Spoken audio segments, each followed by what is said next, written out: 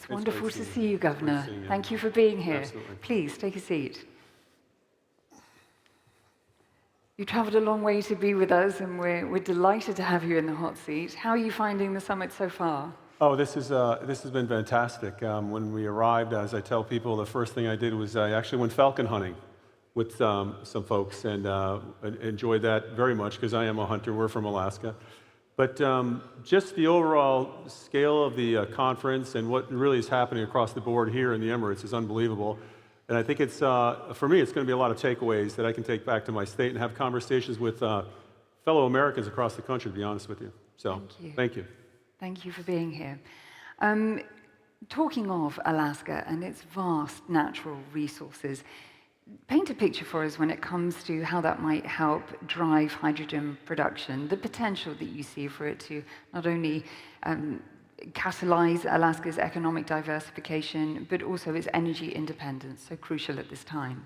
Yeah, great question. So, just very briefly, for those that don't really understand Alaska, we are the 49th state. We're 2.5 times the size of Texas. We are almost a subcontinent. We used to have 4 time zones, and it was combined into 2 in 1981. We're situated in the Arctic. Obviously, we are the Arctic nation for the United States of America. We're also the Western Pacific sovereign for the United States of America, very close to East Asia. We're so far west, as I tell people, we're 1,000 miles closer to Australia than California. Sometimes that's difficult for people to understand. How can you be in the Arctic and be so close to Australia? Again, we are also a Western sovereign. So our scale is unbelievable when it comes to not just size, but resources. I could spend an hour just talking about all the resources from critical minerals to rare earths, our forest, our water, 3 times the water of any other state in the country. It's just massive. But what we're talking about today really is the impacts of what wind can do in hydrogen production in Alaska. So for example, we have about 3,800 gigawatts of combined wind and offshore resources such as tidal and wave action. That's 3,800 potential gigawatts of power in Alaska. That's how big this is. Around Anchorage, there's a body of water called Cook Inlet. Anchorage is our largest city. Just in that area alone, there's estimated 18 gigawatts of offshore wind power, as well as 18 gigawatts, once again, of tidal power and wave action. So you can see the tremendous potential. Scale is huge in resources, scale is huge in the state itself, but the population is very small. We have a population of about 740,000 people. That equates to a county on the top of the world that represents the United States. But nonetheless, we do have wind power. We're actually generating electricity through wind. We have more and more solar panels are going up in Alaska. I know some people find that difficult to believe, but we have solar panels operating right now producing electricity north of the Arctic Circle. And so Alaska, with regard to hydrogen, Alaska had pioneered LNG export to Japan in 1969 for the Western Hemisphere, for the United States of America. We sent LNG to Japan for almost 50 years, but as part of that, we had a fertilizer plant, an ammonia plant, that also sent ammonia all over the world as well as urea. And as we know, as we talk about ammonia, the big question is going to be, how do you ship it? We can make it. We can make large amounts of it in Alaska, but the question once again is how we're going to move that from one place to another. And the other thing I would say is that in Cook Inlet, we have a massive storage capability for not just carbon, but in our research that we're doing on tight rock, that we may be able to also store large amounts of hydrogen as well, very close to Anchorage. So we have the capability, we have the prospects, we have the energy resource to do it. The question is, to what scale are we going to be able to do this, and what scale are we going to be able to produce hydrogen? Thank you. It's quite the picture that you paint, Governor. And if we do look at the even bigger picture, zooming out, the potential for Alaska to be a key export hub.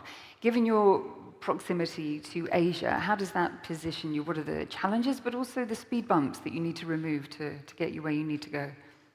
Well, we're lucky. We have, in essence, we have a straight shot across the North Pacific to Japan and Korea in uncontested waters. And our shipping time is approximately 8 days, faster than any part of the rest of the United States of America.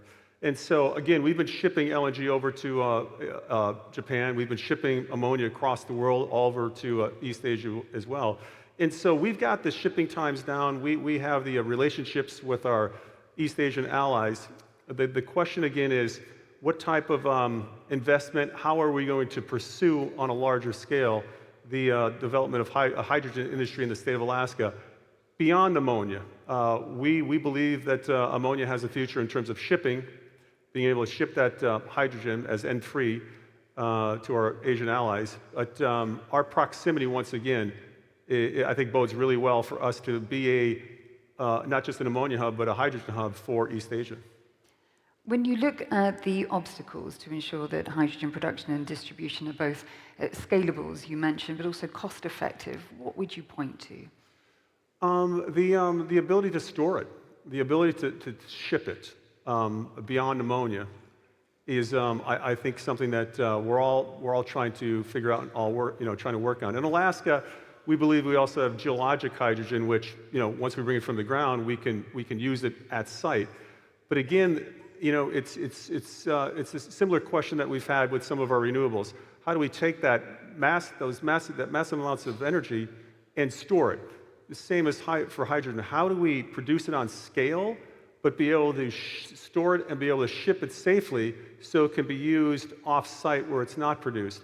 And right now, as we said, for us, ammonia is what we've done in the past. Ammonia is something that we may do here in the near future again as well. But we can crack it. With our wind, we can crack water. We can make also SAF, methanol, et cetera, in Alaska on a large scale. It's going to be figuring out how do we ship that to our allies in a form other than ammonia. Talk to me about partnerships, collaborations, how the private sector gets together with public, but also with Alaska, the indigenous community, the indigenous sectors. How do you see greater ties in that regard, really unlocking hydrogen's economic potential? Yeah, great question. So Alaska, 20% of our population is Native American.